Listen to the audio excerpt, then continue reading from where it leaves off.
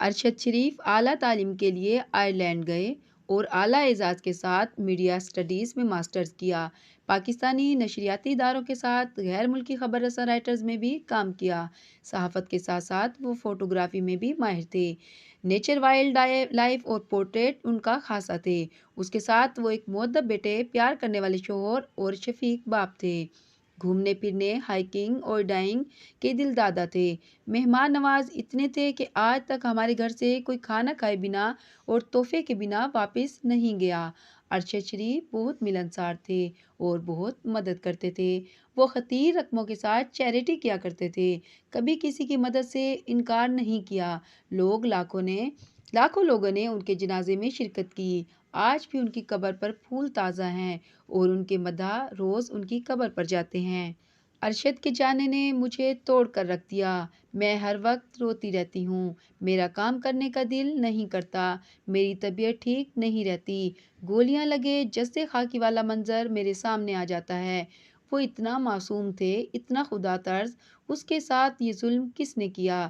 اپنے کیریئر کی شروعات سے ہی وہ پاکستان کے بہت سے سیاسی خاندانوں کی کرپشن کا پردہ چاک کر رہے تھے اور وہ دستاویزات کے ساتھ بات کیا کرتے تھے۔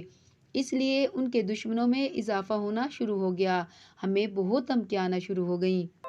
وہ نہ کسی کے دباؤ میں آتے تھے، نہ ان کو کوئی ڈرا پاتا تھا۔ اس سال جیسے ہی عمران خان کی حکومت کو گرایا گیا اور حکومت شہباز شریف کو دی گئی، وہ بہت رنجیدہ ہو گئے۔ انہوں نے پاکستان کی طاقتور حلقوں پر تنقید شروع کر دی۔ اس کے بعد سے ان کے لیے حالات اس ملک میں یکسر بدل گئے۔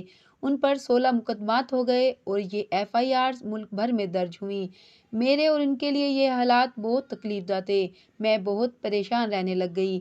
میری صحت گرنے لگی۔ وہ روز کچہری جاتے، رات کو ان کا TV شو ہوتا۔ وہ اتنا تھک جاتے لیکن پھر بھی ہمت نہیں ہارتے۔ سب حالات کا مقابلہ کیا۔ ان کو غدار اور باغی ثابت کرنے کی کوشش کی گئی۔ وہ کوئی اینٹی پاکستان اور اینٹی فورسز نہیں تھے۔ کسی فرد واحد کی کرپشن پر بات کرنا ایک صحافی کا فرض ہے، سوال اٹھانا جرم نہیں ہے۔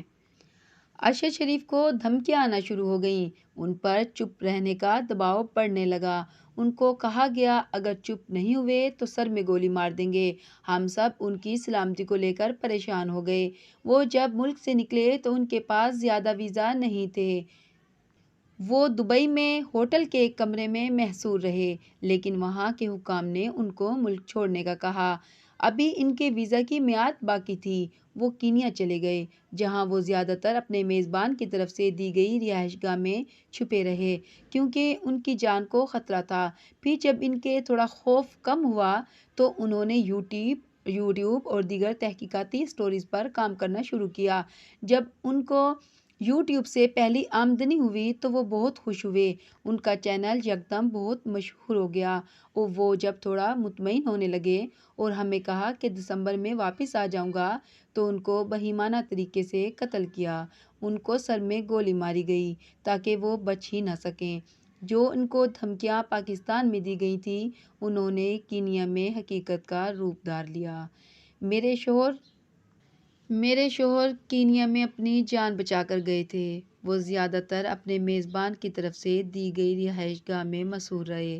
کینیا کی پولیس نے صرف ان کو کیوں ٹارگٹ کیا؟ ان کے پاس کوئی اسلحہ نہیں تھا، وہ نہتے تھے۔